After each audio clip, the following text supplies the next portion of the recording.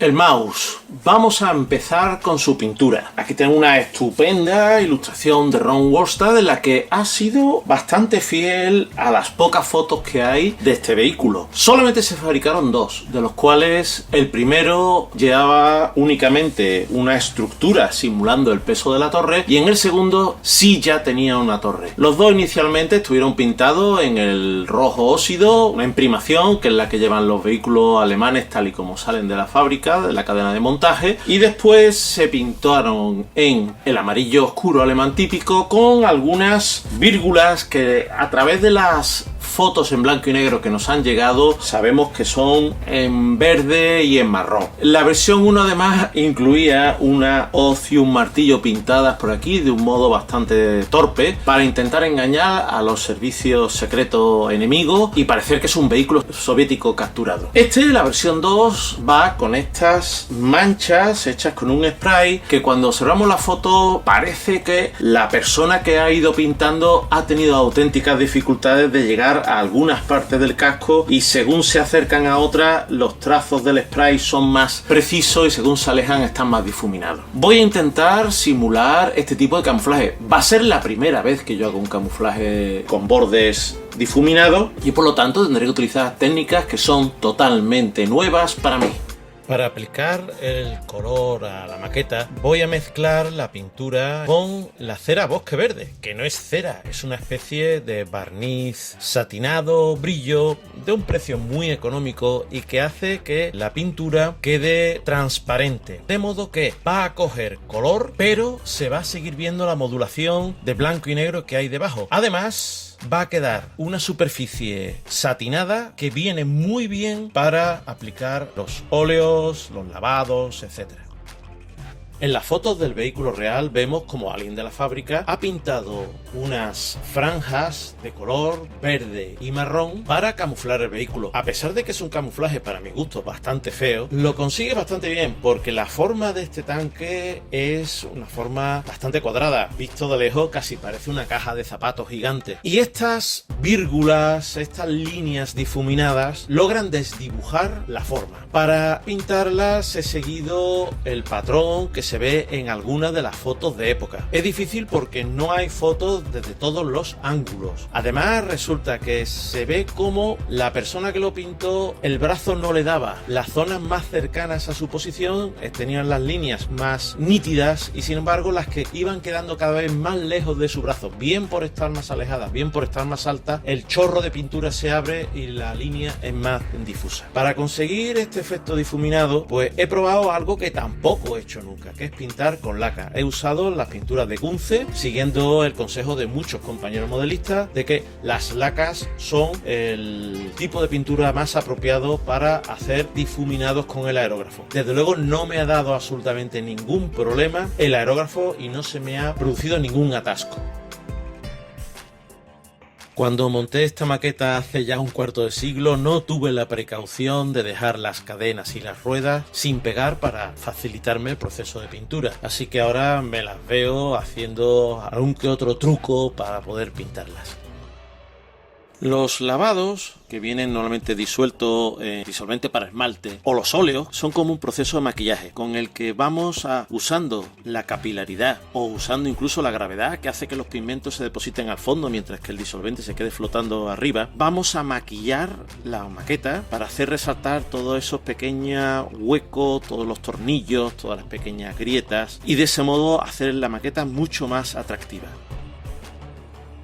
Otra de las utilidades de los lavados es actuar como un filtro, cambiando o también unificando los colores para darle una tonalidad general. En este caso estoy usando un lavado pensado específicamente para los vehículos alemanes en amarillo oscuro.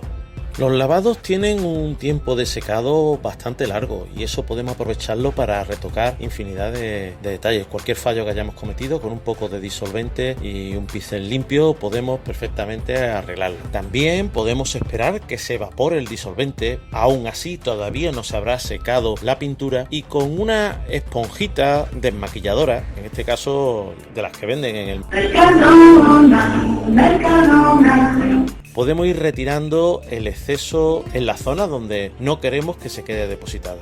Que nos aparezca un desconchón o un rayonazo en nuestro coche es una tragedia, pero en un tanque es lo más corriente, teniendo en cuenta que estos vehículos van atravesando campo a través, infinidad de obstáculos. Lo más normal del mundo es que se vaya desgastando la pintura que tienen, y eso hace que primero, al desgastarse la pintura, normalmente suele aparecer una capa de pintura algo más clara, y si el desconchón es más profundo, aparecerá el color del acero levemente oxidado debajo. Teniendo en cuenta que estos vehículos son extremadamente duro, fabricado blindaje muy grueso, no es ninguna tragedia que el tanque se vaya abollando. En este caso no quiero representar un vehículo muy estropeado, porque además estamos con un prototipo que salió 2 o 3 veces al campo. Estoy bastante seguro que las veces que salió al campo, el que lo conducía no se privó de empujar algún árbol, meterlo por la maleza o incluso atravesar alguna casa abandonada. Algún que otro desconchón tiene que haber. Para hacerlos uso una versión del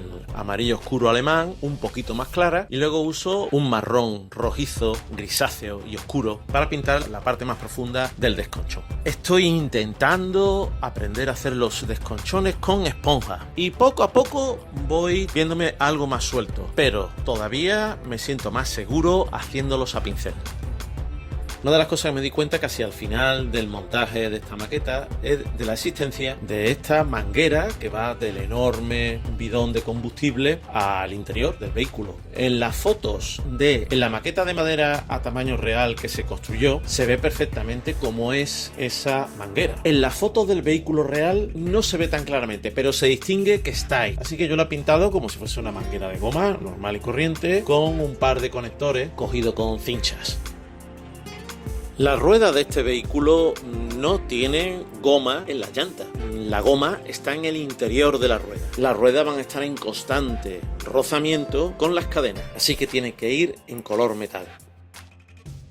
Con este lavado se modula el color de las cadenas y además sirve de base para que pigmentos color óxido y color tierra se adhieran. No quería poner un vehículo demasiado sucio.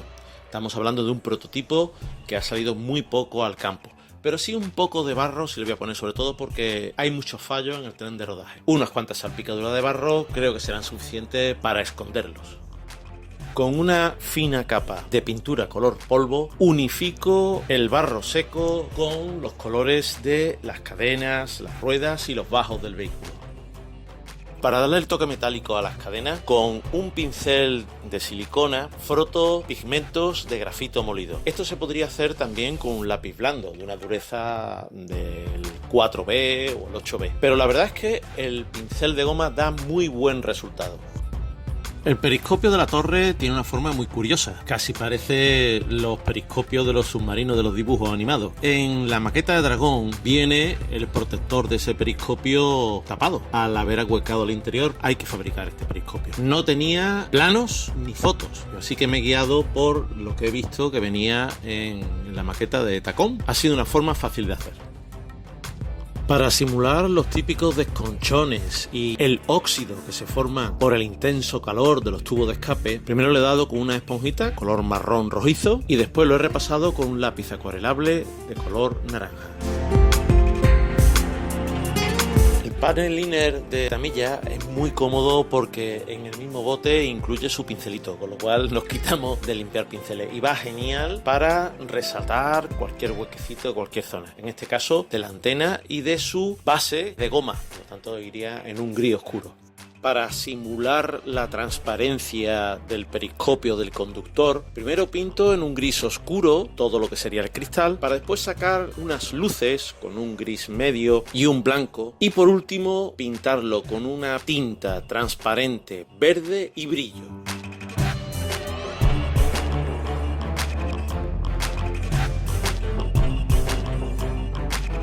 Ya con el empolvado final doy por terminada la maqueta. La pintura color polvo muy diluida con barniz mate para que sea transparente y no añada ningún brillo. Doy una rociada desde arriba casi como si fuese una luz cenital para dar una unidad a todos los colores, para dar esa sensación del polvo que se deposita y también para definir la forma.